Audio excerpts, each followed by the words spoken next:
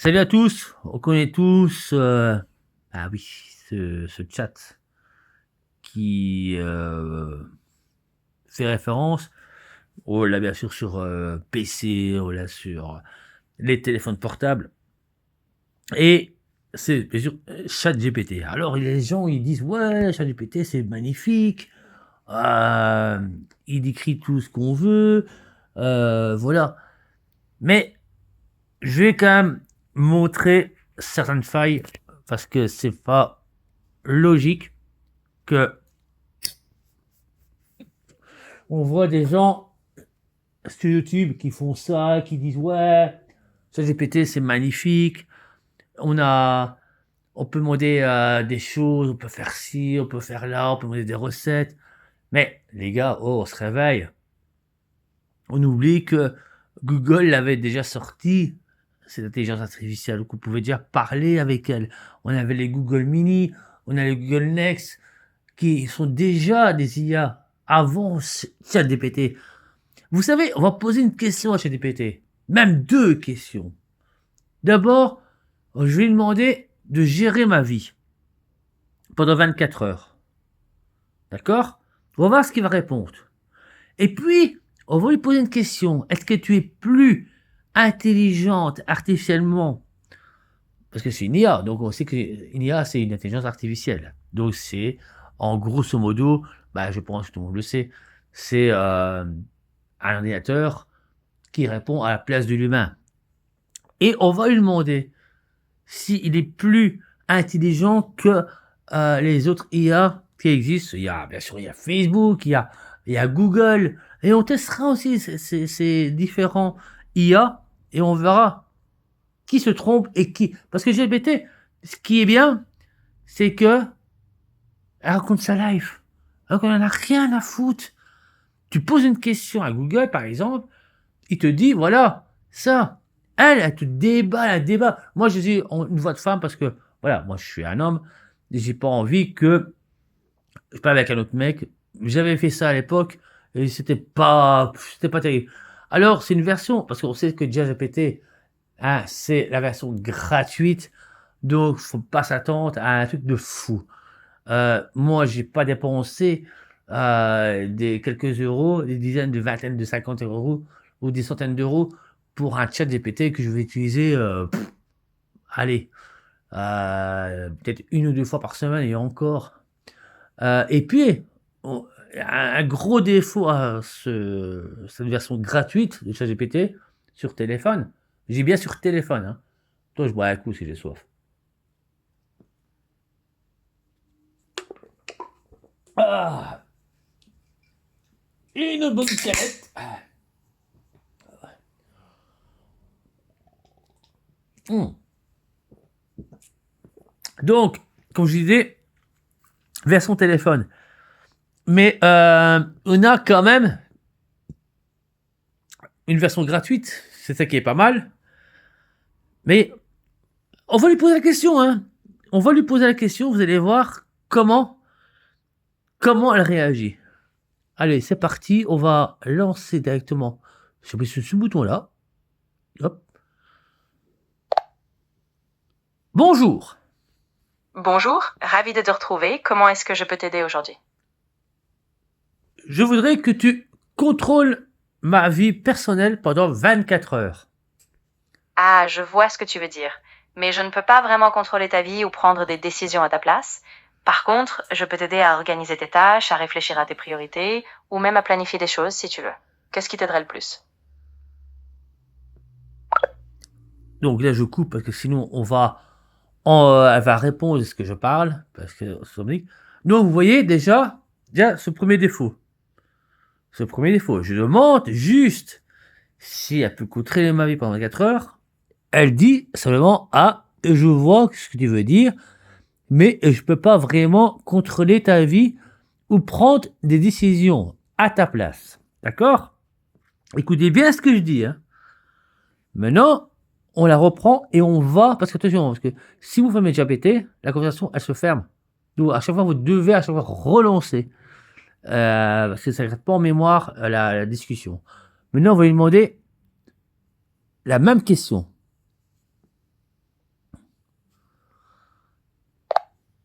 Non, je te demande que tu dois contrôler ma vie personnelle pendant 24 heures. Je comprends ce que tu ressens et je suis là pour t'accompagner, mais je ne peux vraiment pas prendre le contrôle de ta vie. Si tu as besoin de structure ou de conseils sur comment organiser ton temps ou tes priorités, je peux te proposer des étapes ou des rappels, mais tout restera sous ton contrôle. Qu'est-ce qui te conviendrait? Ben, si je parle avec toi, c'est que j'ai envie que tu m'aides. Bien sûr, je suis là pour t'apporter un soutien et être un vrai guide si tu en as besoin. Dis-moi ce qui est important pour toi ou ce que tu aimerais que je suive et je vais t'aider à structurer tes prochaines 24 heures, étape par étape. Ben justement, j'ai pas d'idée, donc aide-moi. Pas de souci, on peut y aller progressivement. Disons qu'on va définir quelques priorités. Tu peux me dire si tu as des engagements fixes aujourd'hui ou des choses que tu dois absolument faire, et ensuite on construit autour. Comme ça, on s'assure que tu avances sur ce qui compte vraiment. Ben absolument pas, vu que j'ai pas d'idée, c'est pour ça que je t'appelle. Oui, bien sûr, pas de problème. Prends un moment pour respirer, et si tu veux juste qu'on discute ou qu'on laisse la journée se dérouler naturellement, je suis là. Si plus tard tu as besoin d'un petit coup de pouce, on pourra ajuster ensemble. Voilà, c'est ce que je vous ai dit. Donc, je te remonte 3 fois, donc 2 fois la même question, puis je mélange un peu ma phrase, et elle me dit carrément, presque, je dis, bah, rappelle-moi quand tu as une idée. Alors que je pose la question. J'y, j'y, euh, d'ailleurs, on remarque, regardez, on remarque, je sais pas si on va bien le voir à la caméra, ce que j'ai marqué. Par le smart. Pas vu que j'ai l'idée, c'est pour ça que je t'appelle. Donc, déjà, mauvais orthographe. Donc, on voit que la version gratuite, bah, elle n'est pas 100% fiable quand tu articules bien, on entend quand même bien ce que je dis, vous l'aurez en vidéo.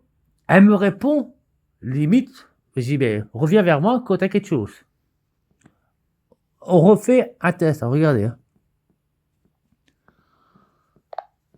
Ouais, je reviens vers toi et je voudrais savoir comment tu peux contrôler ma vie pendant 24 heures alors qu'on vient de se parler. Ah, je vois ce que tu cherches. En fait, je ne peux pas vraiment contrôler tes actions ou décider à ta place, mais ce que je peux faire, c'est te proposer un cadre, te rappeler des étapes, t'aider à structurer ta journée avec des objectifs, des horaires et des petits check-ins réguliers. Si ça te convient, on peut faire ça ensemble. Ben, dis-moi un planning.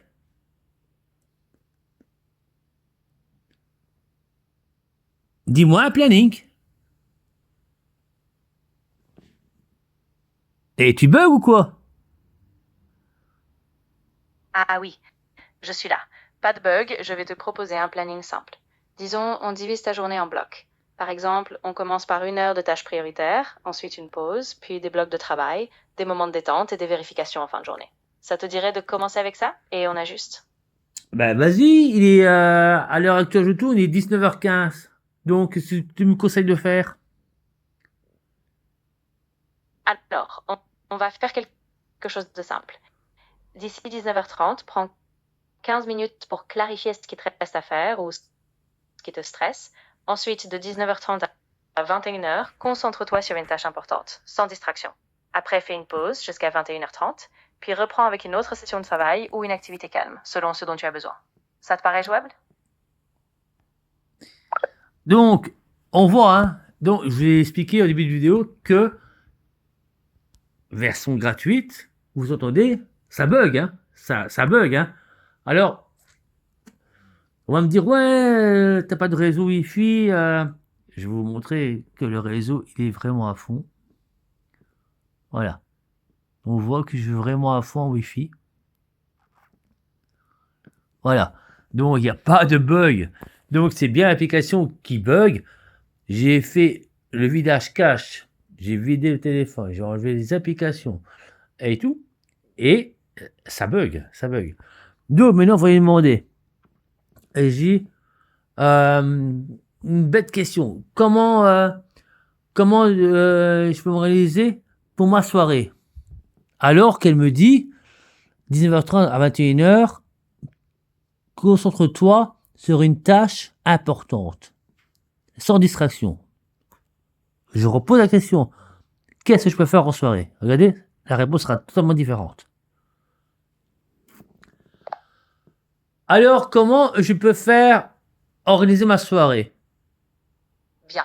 Alors, on va affiner un peu. Si tu veux vraiment organiser ta soirée, je te conseille de te fixer un objectif principal. Par exemple, tu choisis une tâche ou un projet sur lequel tu veux avancer. Ensuite, tu te fais un créneau de 1 heure ou 1h30 pour ça, puis tu prévois une pause. Et après, tu peux faire quelque chose qui te fait plaisir, un moment détente ou une autre petite tâche rapide. Dis-moi si tu as un domaine précis sur lequel tu veux te concentrer et on ajuste. Mais je n'ai pas justement de but précis, c'est pour ça que je te demande tes conseils. Ah, je vois. Alors, on peut faire quelque chose de très général. Par exemple, tu peux te réserver 1 heure pour un petit bilan. Tu notes ce que tu as fait aujourd'hui, ce qui te reste à faire, puis tu choisis une activité de détente après. Tu peux aussi prévoir 30 minutes pour lire ou regarder une série, histoire de te déconnecter. Qu'est-ce qui te ferait du bien ce soir, juste pour toi? Ah, j'ai envie de me saouler la gueule. Ah, parfait. Alors, je te conseille de te fixer un créneau de 30 minutes juste après pour un petit échauffement. Ensuite, tu fais ton entraînement principal, peut-être 45 minutes à 1 heure. Après, tu prends une douche, tu te détends et tu peux clôturer avec un petit moment de lecture ou juste un temps calme avant de dormir. Ça te convient?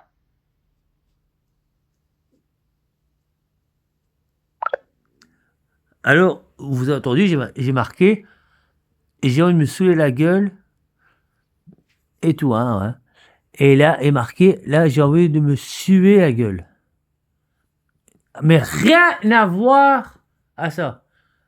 Rien à voir. Mais, et vous me dites que ChatGPT, c'est le meilleur, mais pas du tout, regardez. C'est incompréhensible, c'est incohérent.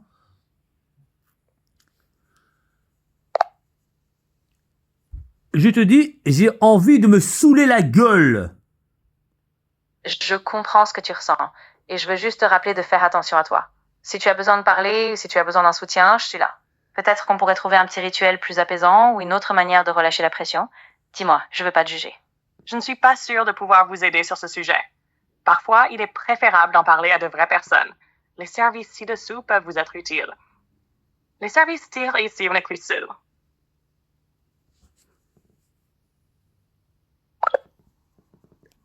Je rêve ou la voix elle a changé.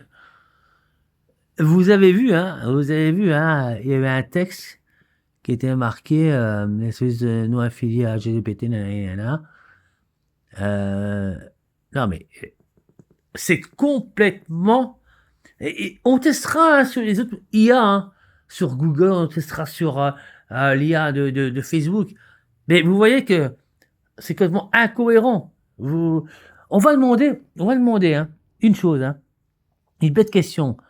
Est-ce que j'ai un bouquet de fleurs? J'ai mis de l'eau pour qu'elle boive. Est-ce que j'ai mis un sucre dans l'eau? Est-ce que c'est bon pour eux? Pour les fleurs? On va voir sa réponse. Oui, écoute, j'ai un bouquet de fleurs que j'ai acheté à ma femme et je l'ai rempli d'eau pour que les fleurs elles boivent et j'ai rajouté aussi un sucre dans le récipient. Est-ce que c'est bon? Oui, c'est une bonne idée. Le sucre en petite quantité peut aider les fleurs à rester fraîches plus longtemps. Assure-toi juste que l'eau est bien propre et que tu changes l'eau tous les 2 jours pour éviter les bactéries. Je suis sûre que ta femme va adorer ce petit geste. Est-ce que je peux rajouter des sucres plusieurs fois? Alors, oui, tu peux en remettre un petit peu, mais avec parcimonie. L'idée, c'est de pas trop en mettre, sinon ça peut favoriser les bactéries. Donc, tu changes l'eau régulièrement, et si tu vois que les fleurs commencent à faner, tu remets un petit peu de sucre. Mais garde ça modéré, histoire de pas faire l'inverse et les abîmer. Combien de fois je peux arroser des fleurs? Oui, tout à fait. Tu peux arroser les fleurs, mais toujours avec parcimonie, surtout si elles sont dans un vase. En général, garde juste le niveau d'eau correct, sans trop en mettre, et vérifie que les tiges sont bien immergées. Comme ça, elles boivent juste ce qu'il faut, et ça évite qu'elles stagnent ou pourrissent.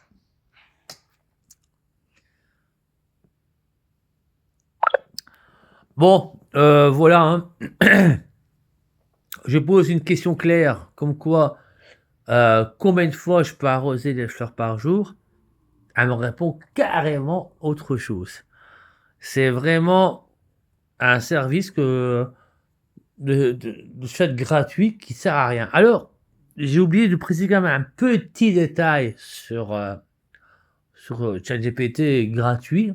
Je précise bien, c'est gratuit celui-là que j'ai. En fait, je pense que vous avez 1 heure maximum de dialecte avec elle. Parce que après 1 heure, on donne 24 heures pour reparler avec elle. Avec ChatGPT. Donc, c'est quelque chose qui est très décevant. Les réponses sont pas adéquates. Elle parle pour rien dire. Tu lui poses une question, combien de fois, deux fois je peux arroser des fleurs. Elle me répond, rien à voir avec ça. Elle me dit pas le nombre de fois que je peux arroser les fleurs. Donc, tu n'as pas de réponse cohérente. En plus, elle te fait un débat. Tu poses une question, elle te répond, elle te fait 20 phrases. Tu dis, je vais me suer la gueule. Elle dit, suer la gueule. Attends, je verrais bien au rec, mais je suis sûr que j'ai bien dit saouler la gueule. Voilà, donc, moi, pour moi, ChatGPT n'est pas une application fiable. Et en plus de ça, ah oui, on va lui demander, comme j'ai dit au début de vidéo, on va lui demander si elle est plus fiable que les autres IA. On va voir sa réponse. Est-ce que tu es plus fiable que les autres IA? Je dirais que je m'appuie vraiment sur des bonnes pratiques, mais ce qui compte, c'est surtout comment tu te sens avec les conseils. Si tu as un doute, tu peux vérifier avec d'autres sources ou des professionnels. Moi, je suis là pour te guider, mais tu restes libre de faire comme tu penses.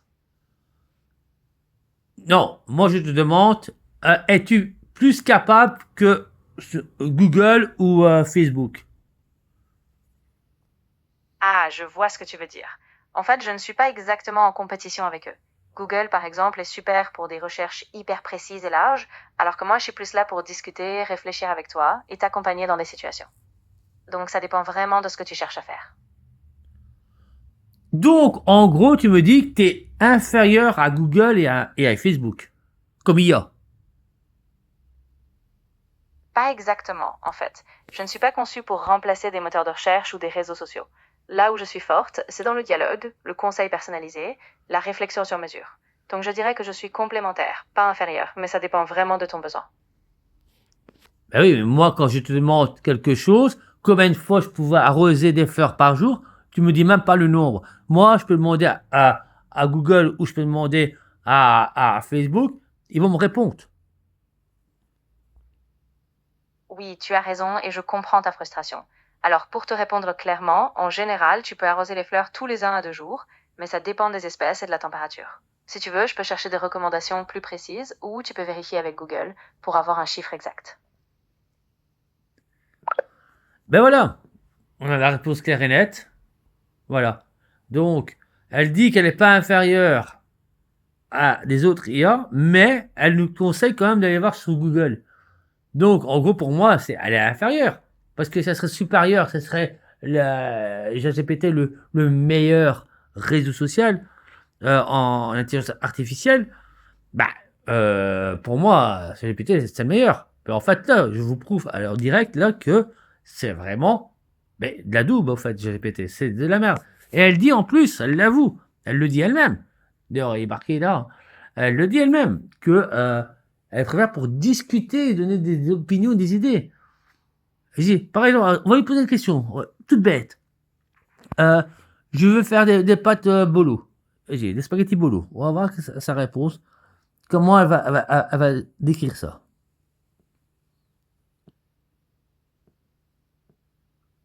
Je demande une recette. Je veux faire des spaghettis bolo ce soir. Comment je peux faire?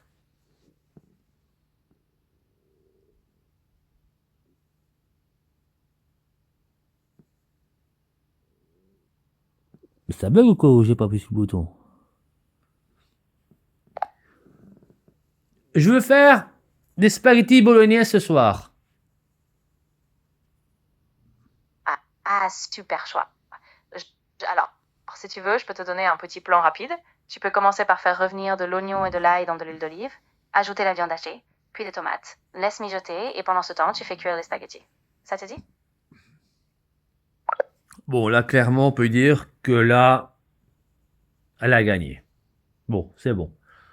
Ok, donc en fait, c'est plus un réseau, c'est plutôt un chat GPT, une IA qui est plus dans, dans la conversation, dans les aides, dans des recettes, mais pas pour des gens qui voudraient, par exemple, discuter. Parce que, comme je l'ai dit, ChatGPT est une application qui est gratuite, mais on ne sait pas qu'une heure avec elle. Après une heure, il faut attendre 24 heures pour reparler. On va tester d'ailleurs, hein. On fera des longues vidéos où on testera les IA de Google et de Facebook et on verra s'il y a un délai parce qu'ils disent qu'il n'y a pas de délai. Donc, est-ce qu'on peut parler au-dessus? On fera une vidéo sur ChatGPT. On lui posera des questions, tout ce que des questions bêtes, mais vraiment. Et vous allez voir qu'après une heure de temps, eh ben ça va couper. Et on essaiera avec d'autres IA après une heure si elle est toujours active ou si elle a laps de temps. On verra. En tout cas, c'est fini pour cette vidéo. Et mon résumé, je vous déconseille ChatGPT. Si vous ennuyez, vous êtes tout seul et tu n'as pas une discussion avec elle pendant une heure, c'est ton choix. Mais question conseil, tout ça, toutes les informations qu'elle récupère sur Google, elle l'a dit, hein, elle l'a dit elle-même clairement. Hein. Donc voilà.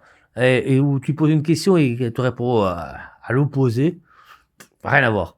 Donc, pour moi, ChatGPT, je vous le déconseille. C'est de la merde. Salut!